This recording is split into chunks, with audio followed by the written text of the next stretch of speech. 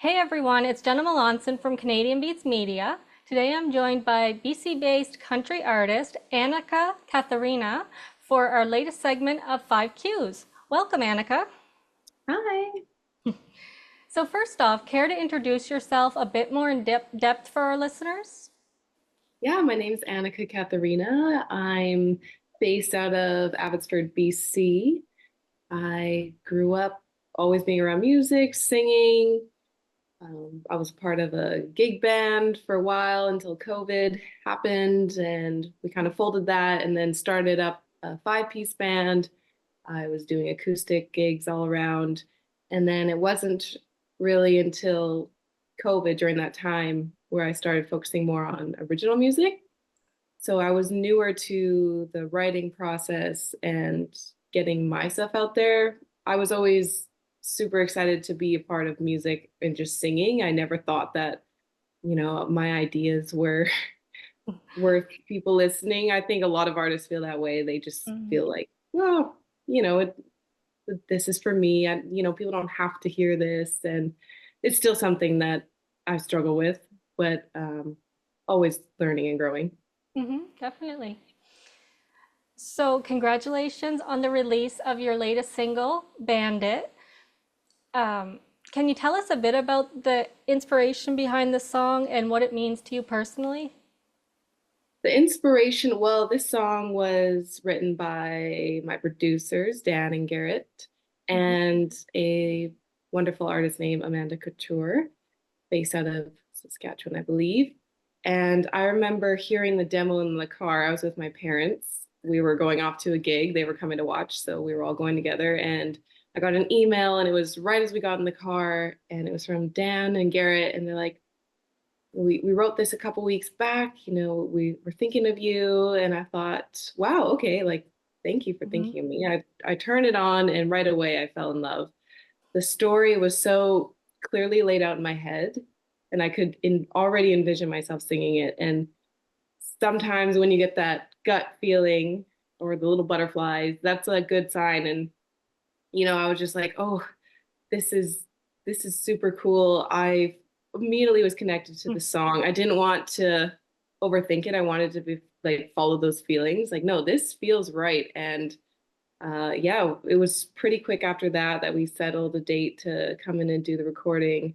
And I really focused in on this song to really showcase some of my vocals with the layered harmonies.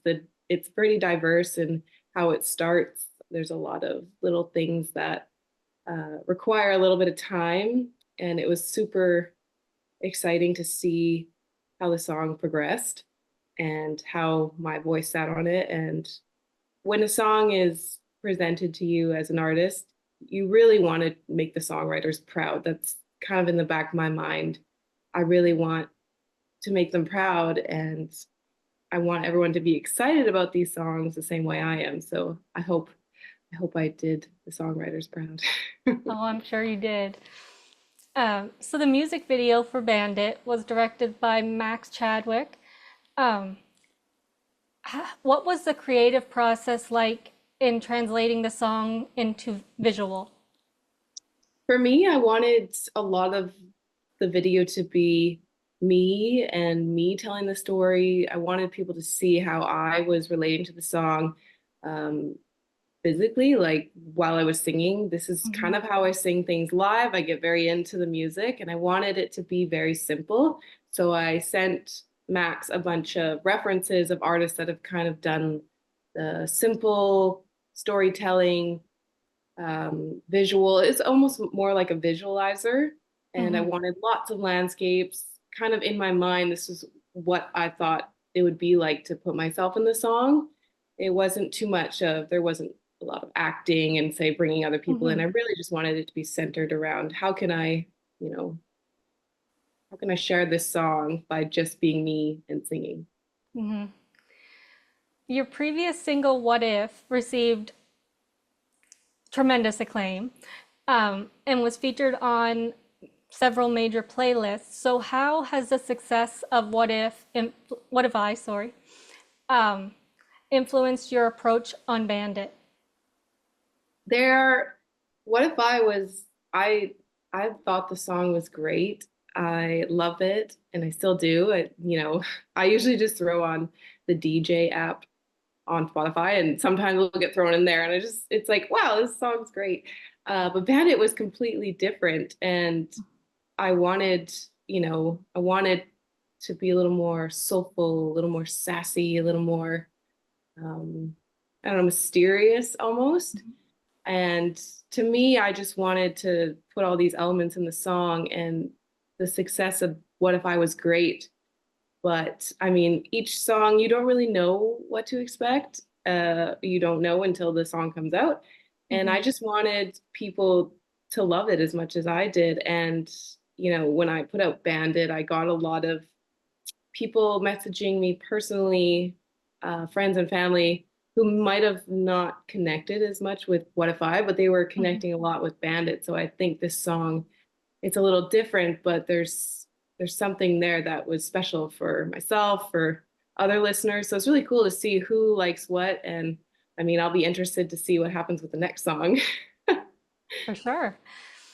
So as you mentioned, you collaborated with Dan Botch and Garrett Ward. Is this your first? You did on both of your singles, right? Bandit and What If I? Yeah. Um, what draws you to working with them, and how does their style complement your musical vision?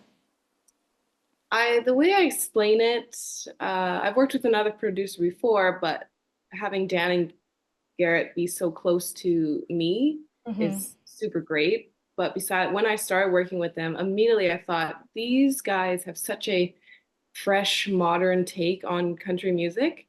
And I think it's super cool because they didn't really start out as country music Mm. producers. They have a very diverse range of what they can produce, and even the songs that they do themselves are very different. So I think with them having that experience and take on music, they just want to put out good stuff.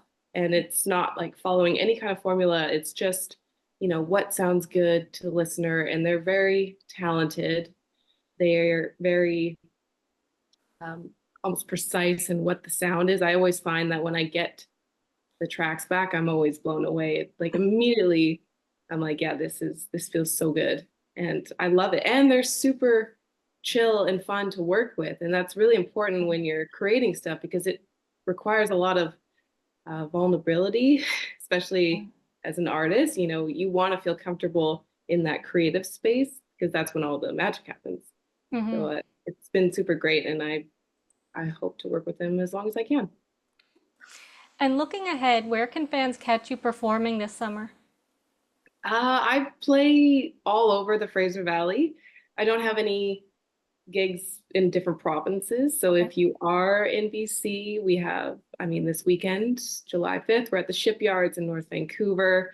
I have a lot of local gigs just here in Abbotsford, singing at Single Tree Winery, kind of all over. We do a lot of private stuff, unfortunately, so not everyone can Okay. come to those. But I try to promote them on my social media, like, hey, this is a public gig and For it's sure. here, here's the times.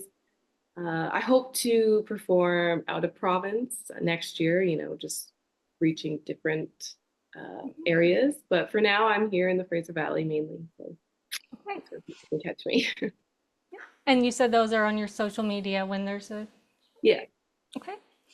So that's it for 5 Qs. Thanks for joining me, and congrats on the new single. thank you, Jenna.